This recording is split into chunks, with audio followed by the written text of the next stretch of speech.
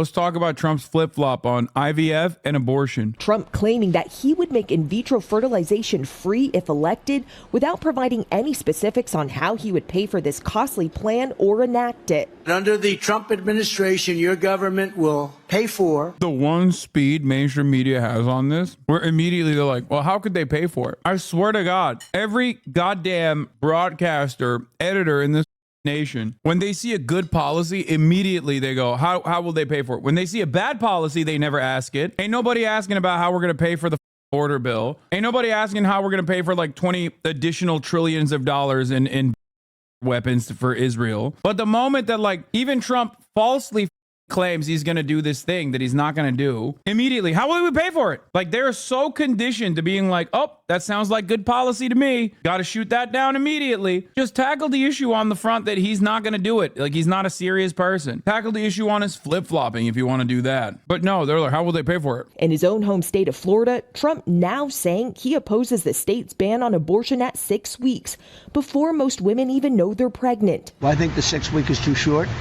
It has to be more time, and I've told them that I want more weeks. He went woke now. Or perhaps he is trying to desperately swing in the opposite direction, knowing full well how bad it looks for him, because this is an issue that the Democrats have actively campaigned on. Reluctantly, mind you, but they were forced to campaign on it because there was too much popular momentum in that direction. Now imagine if the Democrats did that same thing for any number of different issues that are plaguing American society. Healthcare comes to mind. Donald Trump literally is changing trajectory on a key issue here. He's going to flip-flop again on it, by the way. But I'm just saying, like, a better future, a better tomorrow is possible, chat. Obviously, he's not, like, it doesn't matter because at the end of the day, no one trusts him. But the exact mirror opposite of this is happening with immigration. Jason, walk us through what Trump said yesterday and now what he and the campaign are saying today. Well, as you recall, it was yesterday when this subject matter was brought up in an interview.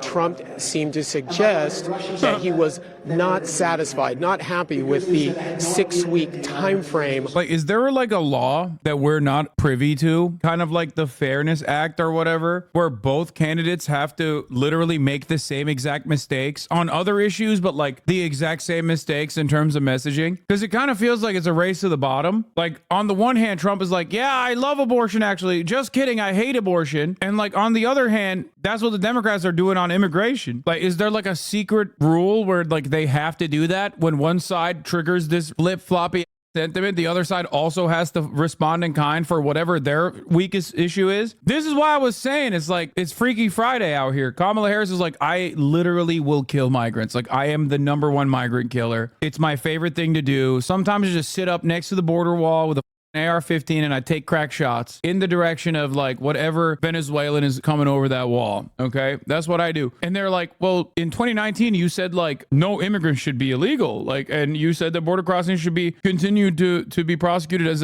a civil penalty. He's like, no, you don't understand. I want to kill migrants. And then on the other hand, you got Trump being like, abortion is murder. They want to kill the babies. They want to kill the babies after birth. That's why I stopped it. And then being like, just kidding. Actually, I think that 6 weeks is far too short. We should let abortions happen. It's not murder anymore. And we should let abortions happen until like, I don't know, some other time frame that I will not be specifying, only to turn around and be like, when I'm up, that's the real me. You know, that was yesterday's me. Let's not look at that. I was kidding. Abortion is still murder. Yeah, absolutely. Look, Donald Trump, and so he doesn't have a lot of credibility on this issue. CNN has so many former Republicans. Yeah, they love that.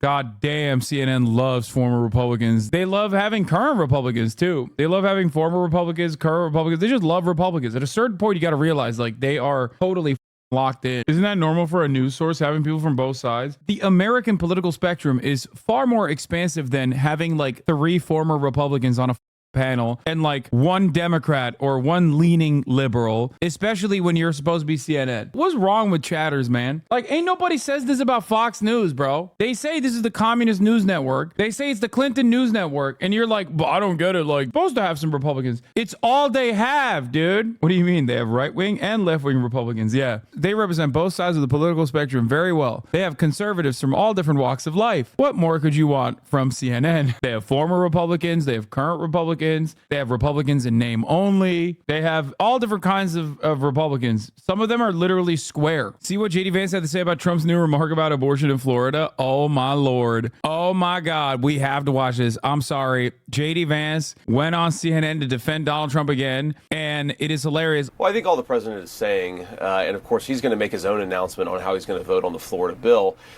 is that he thinks that there should be more than 6 weeks. And he's been very consistent in that. He says he doesn't like just 6 weeks. He obviously doesn't like late-term abortion. Dude, honestly, you have to be a unique kind of ladder climber with no self-respect whatsoever to like look at the last vice president and what happened to Donald Trump's like last vice president, who his entire fan base was like seeking to execute, and turn around and say, no, I'll sit in the cuck chair. That's how desperate I am for a crumb of power. And now he's just stuck in this perma cycle where everybody hates him, the Trump base hates him, and he's just sitting there constantly trying to defend Donald Trump when Trump will go out and be like, well, they say JD Vance is weird. Not me. They're saying JD is weird. And he is weird. What's up with his eyelashes? And he just has to sit there and be like, yeah, I am weird. I'm a weird guy. I am a weird guy. Everybody knows this. My president is right when he says I'm a weirdo, that I look like a baby, but a baby with a beard. Donald Trump is trying to preserve some ability for the states to make these decisions.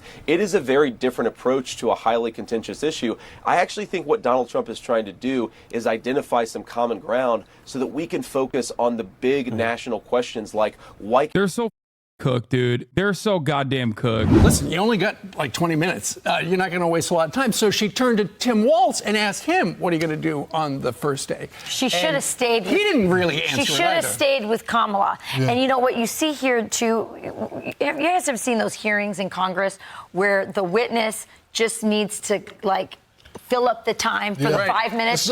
It's crazy that like this was probably the most like right-wing framed interview that CNN could possibly give without being like, Kamala Harris, why are you lying that you're black, you're Indian? Like the only thing that Dana Fash could have done that's more right-wing than what she did was to literally just be like, Kamala Harris, why are you lying to the American public that you're a black woman? We all know you're Indian. You know what I mean? And these still make it seem like it's a softball. Dave Weigel, I think, had a great take here. First day question is for executive orders, and it's really awkward for a VP to get asked that because the president could literally do the EOs she wanted, so he thought it was a dumb question. I don't think it's a dumb question. She should be popping off on that front. Be like, I'm not Biden, you know? I don't have a problem with her separating herself from Biden. That is actually why she has so much momentum. She is not Biden. Well, he was able to work in the fact his wife's an English teacher. That's what, I didn't find it cute. I really did not. It was you had how many days to come up with an explanation to why you lied to the American people and you let down a lot of troops. This is so funny. If this is something that he says all the time, you would have more than one clip chimp. I know exactly what this is because it happens to me all the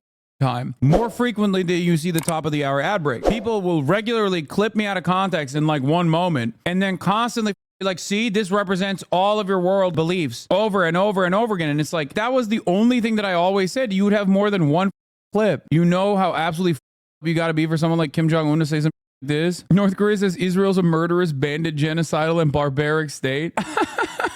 700,000 likes. Holy This is the town hall that he did. He did a town hall with Tulsi Gabbard, everyone's favorite Fox News commentator. You know, see, they come up with sound bites. They always have sound bites. And one of the things is that JD and I are weird. That guy is so straight. JD is so... He's doing a great job, smart, top so student, straight. Great guy, and he's not weird, and I'm not weird. I mean, we're a lot of things. We're not weird, I will tell you. But that guy is weird, don't you think? You know, he signed for, and this is, who would think that this is even happening in our country with men playing in women's sports and all of this? But he has it at a level that nobody can believe. A bill that every boy's bathroom will have tampons, okay? Hence his name, Tampon Tim. There's something so funny about just genuinely not understanding where this, like, these guys are weird narrative comes from and failing to understand it so hard that you immediately contribute to the this guy is weird narrative. And before you say, well, the crowd seems to be eating it up. Exactly, dude. He is so tuned into his base. That is the major problem with the Trump campaign as it stands currently. He's primed his base, and the more he leans into his base, the more he does this like crank the less appealing he is to anyone like who are like-minded, ideologically conservative, like-minded individuals who would look at him in a positive way. 6 states, Minnesota's one of them. If the baby is born, you're allowed to execute the baby think of that, after birth in Minnesota, you're allowed to execute.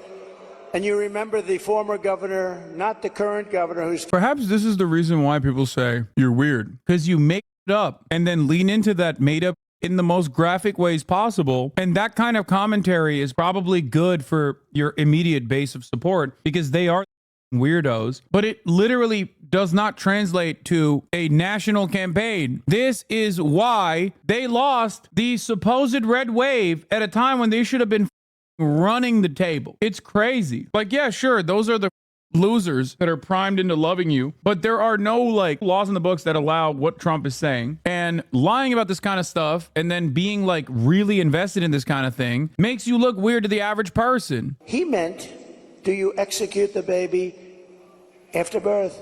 And according to what they have passed and legislation in Minnesota, they're allowed to execute the baby after birth. And this guy is a participant.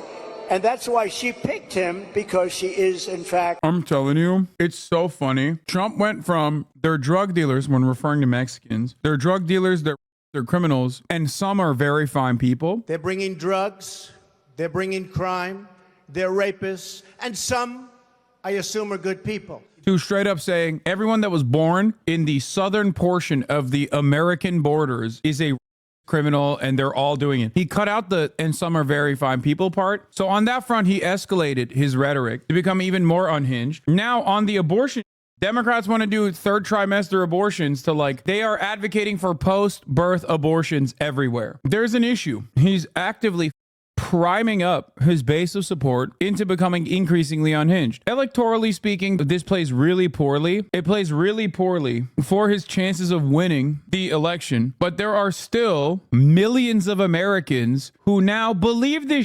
It's terrifying for the prospect of America's future. Remember, I'd say all the time, our country will never be socialist, right? We will not have a socialist. Well, I was right.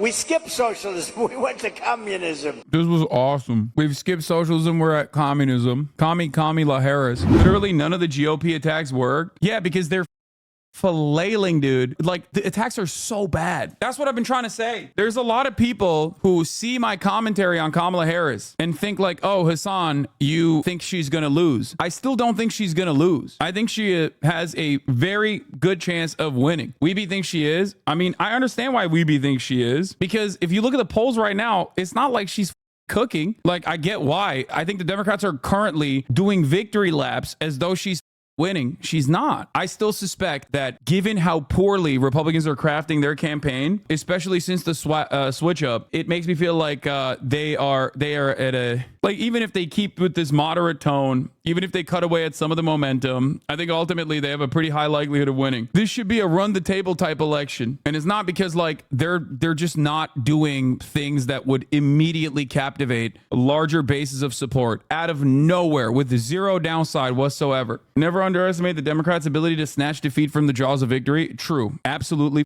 true. We saw this in 2016. Dems were measuring up offices in the White House 6 months before the election. Yeah, 2016 is different. Okay, come on. There are many key factors in play here. Kamala Harris is, for all intents and purposes, for better or for worse, a generic Democrat. Okay, a generic Democrat at a time when the Republican Party is very unliked, can't run as an outsider anti-establishment candidate because he was the president already, and people have made up their minds both on him as a bad president, as a chaotic president, but also made up their minds on like what some of his signature accomplishments are. Abortion. Pretty hard to put that toothpaste back in the goddamn tube. You can run left and right. You can run the gamut. You could just keep saying, I am going to literally do abortions myself personally, and no one will believe you. Understandably so. Why the would they?